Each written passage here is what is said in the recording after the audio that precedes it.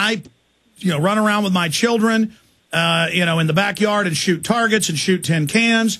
And you learn how to be a good marksman. Then they graduate to BB guns. Then they graduate to real firearms. And this is incredible. This is lawlessness. And you told me off air that you've talked to other ATF branches, and they're like, we can't believe this happened.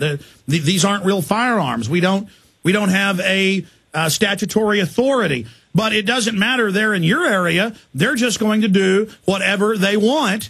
And I guess if they don't have a law, they don't care, because he says, you go outside with this, you're looking for trouble. He feels like you shouldn't have this as a slave, and so he's going to take them.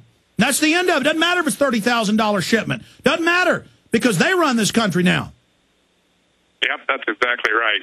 After about 3 months of this seizure going on, I started writing letters and calling people. I talked to an agent back in Maryland, I believe it was, who was in the ATF division of firearms importations. And I explained the situation to her, and she said, well, why did ATF take airsoft? And I said, well, I guess because they can. And she said, well, ATF has no jurisdiction over airsoft. And if you would give my telephone number, meaning her telephone number, to the local ATF people and tell them to call her, she would inform them that they have no jurisdiction over airsoft. Now, again, that didn't dissuade them. That didn't dissuade them. No. So explain who you separately talked to at ATF, who was, what her position is, and then what they said, because we want to write an article about this.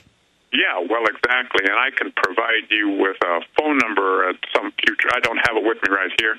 But as I mentioned, after calling the ATF back east and explaining my situation to about 4 or 5 people, I finally got to this agent in, as I mentioned, the Division of Firearms Importation. And I explained it to her, and she said, we have no jurisdiction over airsoft. So well, sir, the ATF controls by ruling. That's what they do. They see something, they don't need a law about it. They just make a ruling. Let me expand on that. Let me expand on that. Yeah. This is a commerce issue. You've been robbed when an officer, federal or state, operates clearly outside their jurisdiction, consciously through color of law. You have been physically robbed, and so you file a criminal police report that you've been robbed. Well, in essence, I wrote to them, and I said, what's happening with this shipment? Why am I getting no information about this? Because they're incredibly secretive. They don't give you any information. No judge, no jury, no indictment, no interview, no arrest, no paperwork. Just your 30,000 of toy guns is gone, pal. We don't need no stinking warrants or paperwork. We rule America. You don't sell toy guns around here, boy. Absolutely, that's right. And I figured that if they really thought my guns were machine guns like they said they were, I'd be in handcuffs by now. But they're not down here arresting me. And they're not in other vendors' stores. This is sold at Walmart, Academy, everywhere, the exact same fake M16 plastic toy guns. People are running around with these, having a great time, and it's buoying the gun culture. And I think this is an ATF case on purpose. From the Obama administration, we confirmed in Austin they shut down a gun show with no law to set a national precedent. And I believe they picked you as a small independent dealer to set the precedent. It wouldn't surprise me at all. Yes, sir, I agree with you. Well, give out your website again for Legal Eagles, lawyers on the West Coast, other people that want to bring civil rights suits, commerce suits, robbery suits, criminal charges, because we have a lot of experts out there that are listening that would want to email you advice. Yeah, nothing would please me more. My website is www.airsoftoutletnw.com. Now, tell people, Brad Martin, when this first happened and any new developments, because we're quite a few days into this, and I guess they say, look, talk to the hand. You don't get paperwork. You don't get anything. We just rob you. Well, that's basically it. Now, I spoke to an ATF agent up in Tacoma, a week or 10 days ago. And guy had his head screwed on straight. I think there are some really good agents in the company, basically, but the anti-gun influence is so strong that I think these sensible guys get shouted down.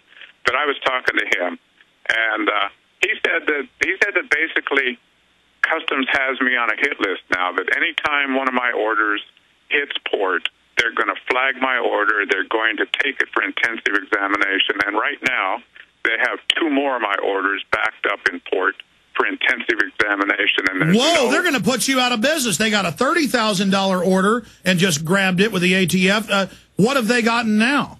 Oh, they've got about another 20,000 in there now. Yeah, about another 20,000.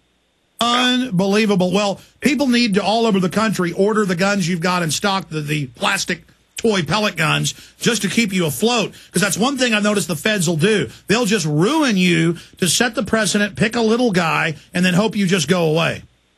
Yeah, well, we're not going to go away. You know, you piss off a Scotsman, and they're going to fight back. So I'm kind of fed up with their behavior. I hear you, my friend. I don't know if I can generate enough income to take the feds to court or not, but I'm going to look at that. And I don't know if the NRA or other gun groups could take up interest in this and talk. You know, we've got Larry Pratt on. What is Pratt on Thursday?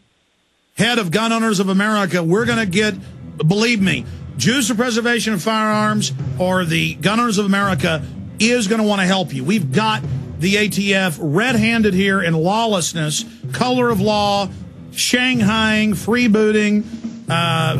This is the same as just robbing a stagecoach. I mean, they are bandits here, and if the precedent gets set by Customs and these guys, we're all in deep trouble. We got to hang together or we'll surely hang separate. One more segment, sir. Stay right there.